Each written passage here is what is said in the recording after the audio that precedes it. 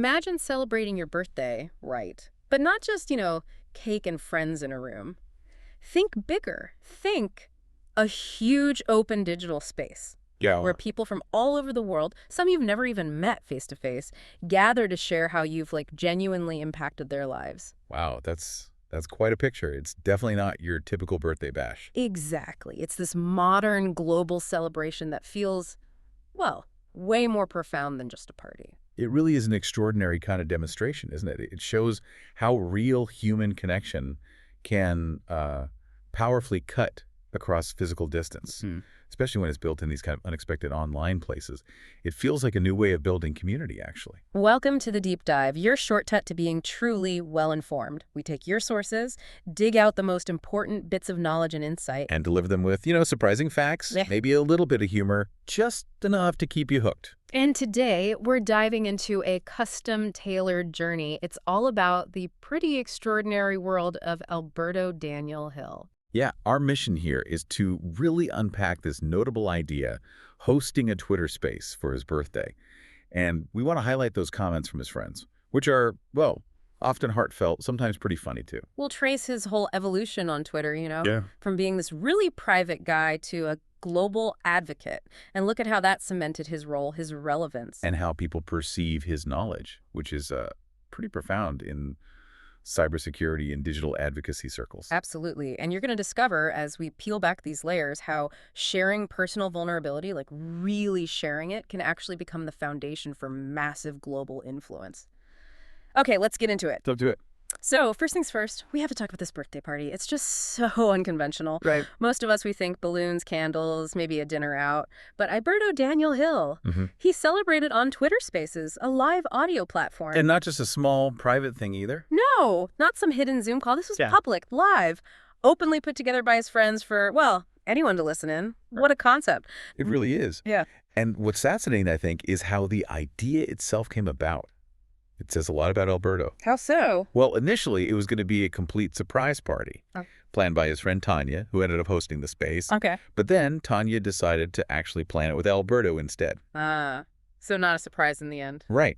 And that little detail, it seems small, but it hints at how authentic he is, how unscripted his interactions are. He's not after some perfectly polished image. Yeah, he seems to thrive on genuine, sort of spontaneous stuff, even for his own birthday. Exactly. It points to this comfort with the unvarnished truth, which, as we'll see, is a huge theme for him. Right. It's not about perfection. It's about real connection, Yeah. even if it's a bit messy. Mhm. And the context here, wow, it adds such a layer of poignancy, this big digital celebration for his 43rd birthday. Yeah. It's such a stark contrast to his 42nd. His friend Carlos shared this really sobering detail. Oh. Alberto spent his 42nd birthday in prison on Friday the 13th, no less. Oh my God, that's heavy. Isn't it? Just imagine that shift from solitary, probably despair, to this worldwide digital hug, basically. It's more than just changed circumstances. It's like a whole new chapter, a profound shift. It really makes you wonder, how does someone navigate that? Yeah. Moving from such an isolating, traumatic experience to something so public, so communal, so celebrated. Yeah. And the format of the space itself, it seems like it was designed to help with that. People weren't just listening. Right. They were invited to share. Exactly. Share stories, how they met Alberto, what they liked about him, best experiences. So it wasn't just a guest list. It was like a living quilt of memories. That's a great way to put it, a living Yeah. tapestry. Yeah. Shared memories, appreciation. His community basically got to collectively rewrite and publicly affirm his positive identity, through their own voices. A kind of collective healing, almost. Public affirmation. Precisely. Affirmation after trauma. You can almost feel the warmth, can't you? All these different stories weaving together. A really unique tribute. And it shows how many lives he's touched. And what makes these spaces, his spaces, so unique and why people seem so drawn to them, it's that unfiltered personality shining through. The humor, the quirkiness. Yeah, the authenticity we talked about. Totally. Like Tanya, the host, she mentioned Alberto's spaces often go on for forever. Forever. Like how long? She said sometimes 6 or 8 hours, and she's even seen them go for days. Days. Seriously. Yeah. Think about that. The dedication from him, sure, but also from the people tuning in. It just shows how compelling his conversations must be, like this magnetic pull. Absolutely. That kind of sustained engagement is rare online. People aren't just popping in, they're staying for hours or days. It speaks volumes about the value and the connection they feel in those spaces. Oh, for sure. And the humor. It's not just there, it's really disarming. Often comes out when you least expect it. Like the story Bryce told. Exactly. Bryce met Alberto in a crypto space. Bryce was joking around saying Dogecoin to the moon over and over. Typical crypto banter. And Alberto's immediate reply, just deadpan, sarcastic, fuck you, H barbecue. Chuckles Gage. Barbecue. I know. Bryce said it instantly showed Alberto's super funny and deadpan sense of humor. What an icebreaker, right? Yeah. Tells you immediately this isn't some stuffy, formal chat. It really does, and it shows he's willing to engage directly, authentically, even with a bit of irreverence. That can actually build rapport really quickly online, cuts through the usual politeness. Yeah, sets a different tone. Yeah. And Samantha, another friend, she built on that. She affectionately repeated, "Fuck you, Alberto," during the birthday space. Okay. And then she explained why. Yeah. She said Alberto had told her, in his broken English apparently, that "fuck you" means "I love you." No way. Yeah. It's funny, but it also shows his unique kind of endearing communication style. Yeah. How he can make even harsh words feel affectionate, playful. It's this quirky, almost subversive way of showing warmth, bending the It rules. totally is, and it ties right into that deeper thing about his comfort with what he calls radical transparency. I mean, his recurring joke about his micro penis, that's a prime example. Right, he just puts it out there. He openly talks about personal vulnerabilities, often using humor. And paradoxically, that makes him incredibly relatable and trustworthy, crucially. It's the opposite of trying to project perfection online. It makes him seem human. Profoundly, unreservedly human. And that creates a space where other people feel safe enough to be themselves too, which deepens the connection. And his quirks aren't just in how he talks to people. His friends shared this funny detail about his constant arguments with Alexa. Oh yeah, the smart speaker. Yeah. Apparently, she always win and he always lose and eventually just submits. Chuckles. That's brilliant. Isn't it? It's so relatable. Here's this renowned cybersecurity expert, takes apart complex systems for a living. And he can't win against Alexa. Exactly. It makes him incredibly accessible, not some untouchable guru. It definitely demystifies him. Shows that even experts have those everyday, human kind of funny frustrations with tech. It's that levity and self-awareness again.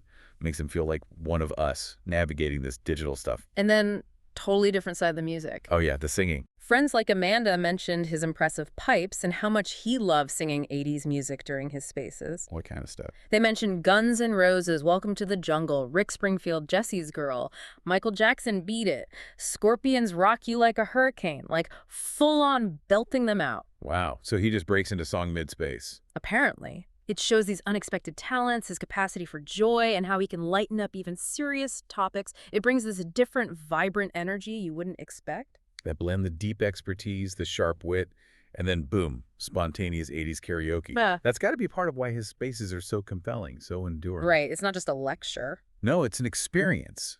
Dynamic, immersive. People come for the info, maybe, but they stay for the connection and the fun. Yeah. That builds real loyalty. Real community. Definitely. And beyond the fun stuff, it's so clear that people see Alberto as a real pillar in the community, offering not just insights, but genuine compassion, solid guidance. That reliability factor seems huge. Yeah. Bryce described Alberto's rooms as a daily backstop. Like he's this constant, reliable anchor in the Twitter Spaces world, always there for discussion, a safe place to land in the chaos of online life. That kind of consistency is gold, especially online where things change so fast and can feel isolating. It builds security, belonging, and then he layers the intellectual depth on top of that reliable base. Which he does in a really approachable way, apparently. Legion mentioned being initially surprised by the sarcasm, given Alberto's serious cybersecurity profile. Okay, yeah, I can see that.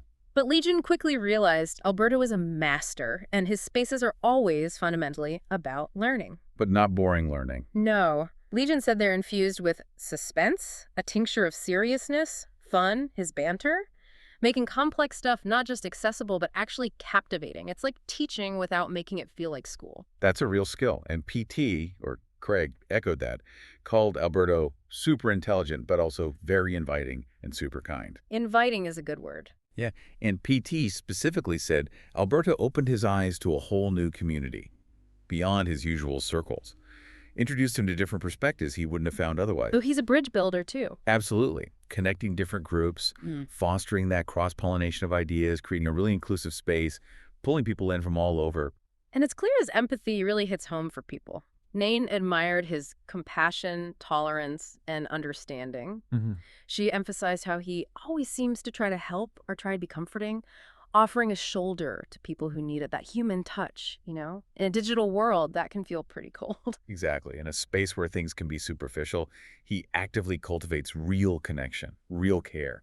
He models vulnerability, support, and that inspires others to do the same, creates this positive feedback loop of empathy. And Samantha's story was incredibly powerful about how deep that connection can go. The one about Darknet Diaries. Yeah.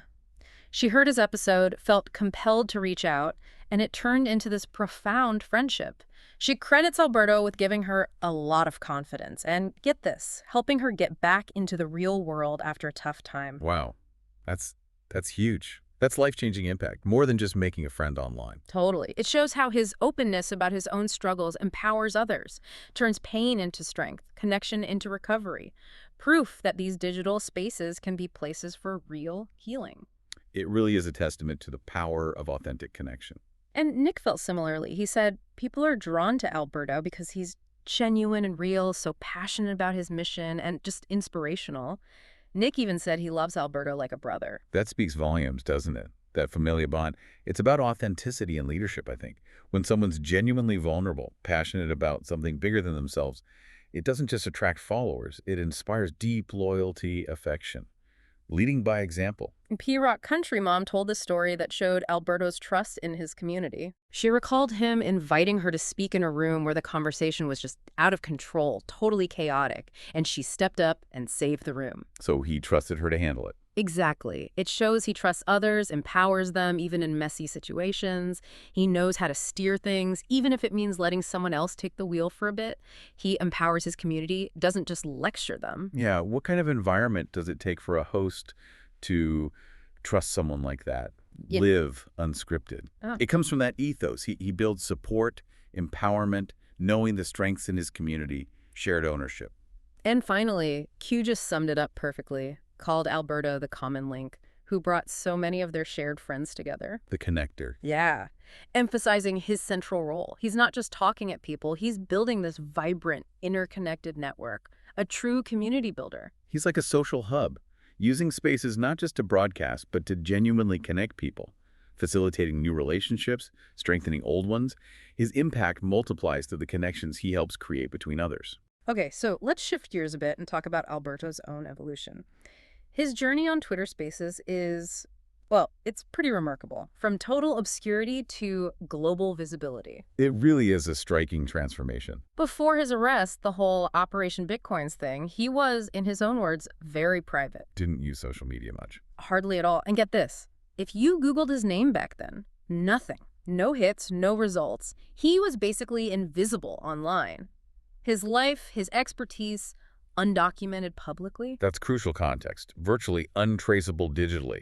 It makes his current presence and influence just astonishing by comparison. Highlights the power of his journey. Then came the turning point. Out of that awful adversity, the wrongful imprisonment, which, again, he fiercely maintains his innocence about. Right. Social media, especially Twitter, became this unexpected lifeline, a tool for his recovery, his healing. He used it to release all that suffering and pain. How did he frame that decision? He basically realized, if my own country won't listen, if the system won't hear my truth, maybe there are 7-8 billion people out there that are willing to listen to my story. Wow. That's a conscious shift from internal pain to seeking a global audience. Incredible resilience. Isn't it? Taking that personal hell and turning it outwards, looking for justice, for an audience on a global scale, using the tools available. He really leveraged the reach of social media to bypass the limitations he faced locally. Found an audience that was receptive, empathetic, turned personal trauma into a platform. And he remembered this specific moment, a real catalyst. He read a tweet. Someone called his story amazing, incredible, and inspiring. That external validation. Exactly. Coming when he needed it most. It made him realize all this hell I had to live was worth it. That one tweet, that recognition, it just fueled his commitment to sharing openly.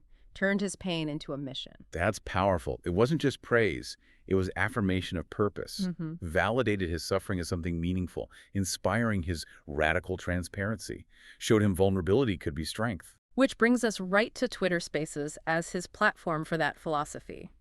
Radical transparency. It's not just a phrase for him, it's how he operates. Meaning what exactly in practice? Openly discussing flaws, past mistakes, personal vulnerabilities, no holding back. He admits to being hacked himself, or even like intentionally infecting his own computers just out of curiosity to understand how things work, how things break. Which goes against all conventional wisdom for an expert, right? You're supposed to project infallibility. Totally.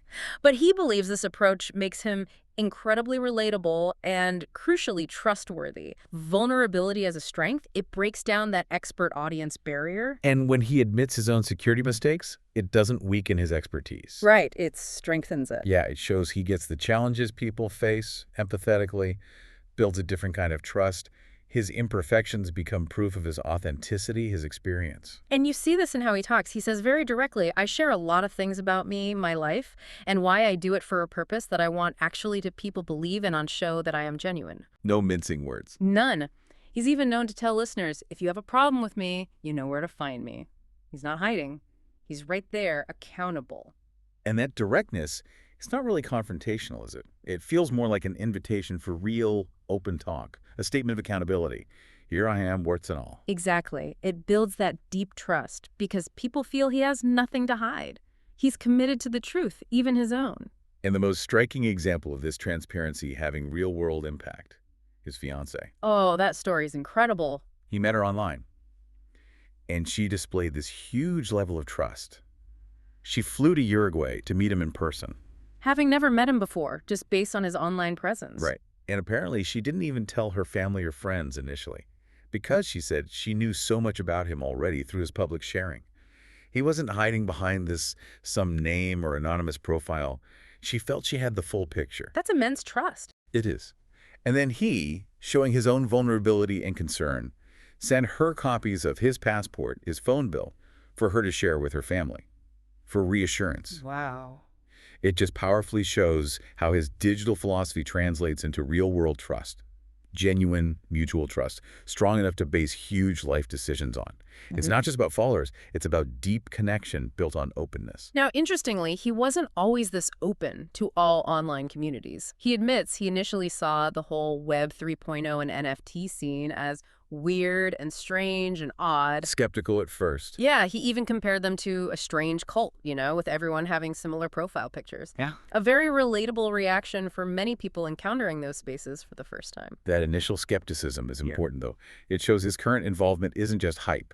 It came from experience, evaluation, not just jumping on a bandwagon. Makes his commitment now more meaningful because it was earned. Totally. Because now his view is completely different. He calls these communities family, a place where people actually care about each other. So a complete 180. Absolutely. He says emphatically, I'm here, I'm never leaving.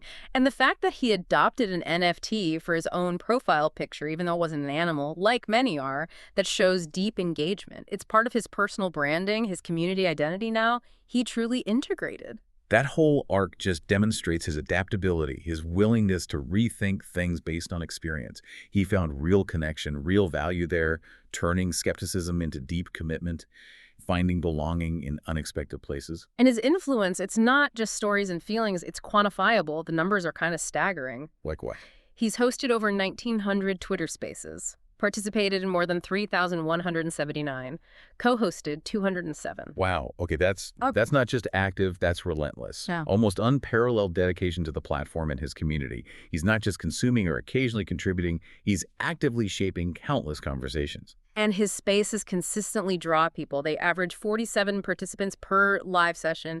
That shows a steady, engaged audience, not just random drop-ins. Sustained interest. Right.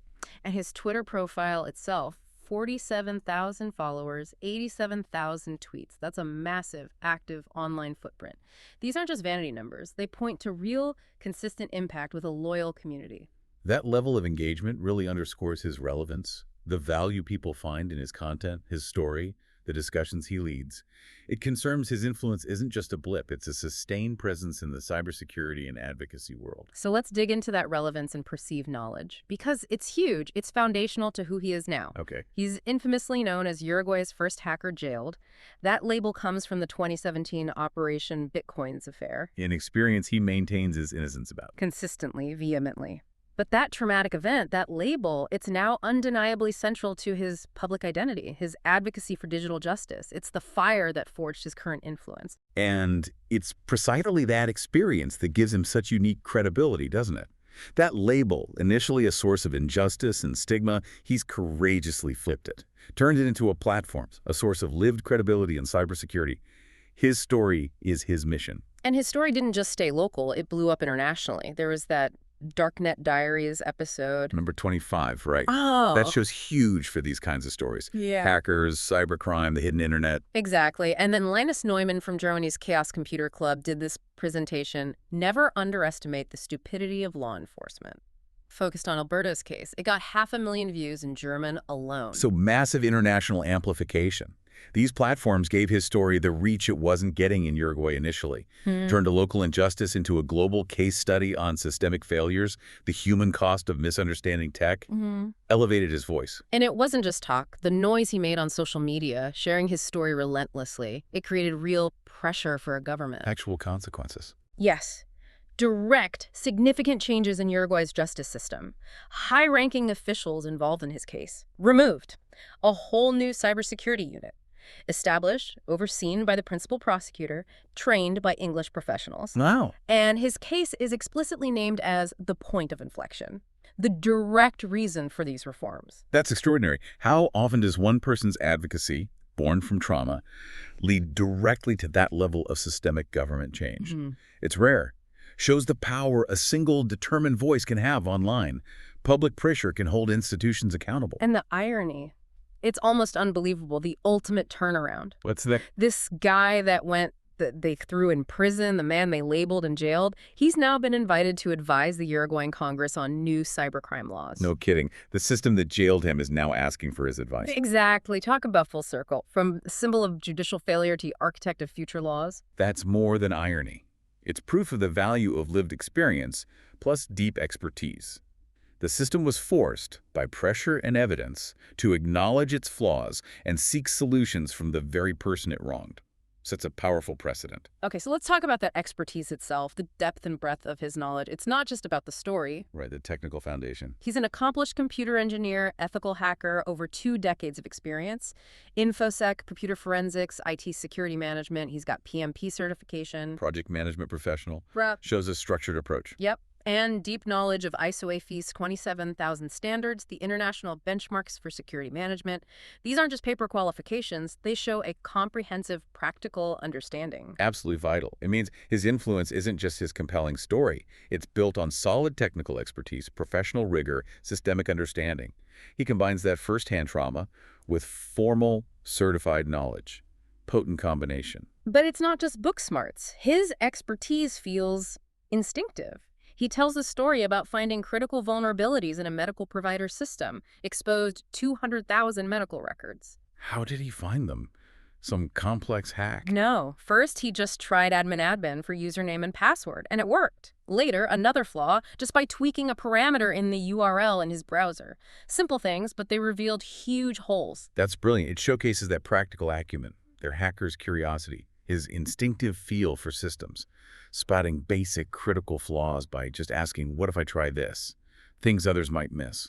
That's the mark of a true ethical hacker, pushing boundaries to find weaknesses. And he's not just an expert himself. He's a master at bringing other experts together, a real facilitator. How so? His role, hosting spaces where he convenes this unprecedented diversity of perspectives. Think about this lineup for one discussion. Anna Rowe, a victim advocate. Brett Johnson, a reformed, high-profile cybercriminal. Spider-Bee, a gray hat activist. Scorpio, an expert victim. Wow, that's quite a mix. Often people on opposite sides.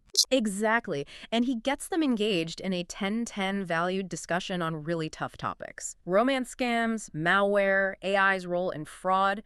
That ability to navigate those complex, sensitive, emotionally charged topics. It solidifies his perceived knowledge and his unique position. People see him as a trailblazer, bridging divides others can't. That skill bringing together such disparate, even antagonistic viewpoints for productive conversation is incredibly rare. It requires deep knowledge, sure, but also immense trust, diplomacy, a commitment to understanding. Speaks volumes about the respect he commands. He enables dialogues that might never happen otherwise. He orchestrates revelation, not just presents info. And beyond the tech, beyond the reforms, there's this incredible resilience in him, a profound sense of purpose. Despite everything he lost. Yeah, despite losing a huge crypto fortune estimated over $1 million, maybe $10 million now, and facing all that stigma after prison, he genuinely expresses happiness, gratitude today. He actually says that. Yeah, he says, I don't feel bad when I say right now. I'm very happy right now where I am talking to you guys. It feels like this deep philosophical shift, moving past anger and hate to love, acceptance, finding contentment despite everything. That's a powerful personal transformation. Yeah. From focusing on loss and injustice to embracing well-being and purpose, a lesson in finding peace after adversity. And his ethics seem rock solid. He consistently refused chances to use his skills for illegal stuff, even when he was broke. Right. He flat out declared he'd prefer to start living on the streets rather than doing what you heard telling me I should do. That's a powerful statement. Unshakable moral compass, integrity under extreme pressure. It really is. Shows his values aren't just talk. They're core to who he is. Reinforces his credibility as an advocate for doing things the right way. His mission isn't about personal gain, clearly. No, it seems entirely selfless. To help others, guide them in cybersecurity, and crucially prevent them from experiencing things like the things that I have to experience. It's driven by this belief that human knowledge belongs to the world. Sharing for the collective good. Exactly, for other people, for future generations. He doesn't see himself as a Superman or hero. He gives that credit to his mother. He sees himself as an example of what anybody could have done with enough determination. That humility just makes him more inspirational, doesn't it? Makes his journey feel less like some impossible feat and more like something achievable for others facing hardship, transmuting suffering into a positive force. So that really wraps up our deep dive into Alberto Daniel Hill's world. We went from this unique birthday celebration on Twitter Spaces To hearing that chorus of praise from friends, seeing him as reliable, witty, compassionate, incredibly knowledgeable. we saw how Twitter became his platform for radical transparency, how he evolved from this unjustly accused person to a globally recognized advocate, someone whose story is literally changing laws. Yeah, his influence is undeniable, and it's built not on some polished image, but on raw honesty, deep knowledge, and that willingness to be vulnerable. That really sets him apart online. And Alberto's whole journey, it highlights something powerful for all of us living online, doesn't it? Authenticity, even when it means sharing struggles, vulnerabilities that can build the strongest connections, spark the biggest movements. It's a testament to how personal experiences, when shared openly, with purpose, can resonate way beyond just your own circle. Foster community, drive real change. So as our lives get more tangled up with these online spaces, as public and private lines keep blurring, Alberto's story leaves us with a pretty provocative thought, doesn't it? A question for you, the listener. Which is? How might embracing your own authentic truth, all the complexities, the imperfections, your unique story, how might that empower you to build stronger connections, foster more trust, and maybe contribute more meaningfully to the challenges and the opportunities of this shared digital world we're all navigating?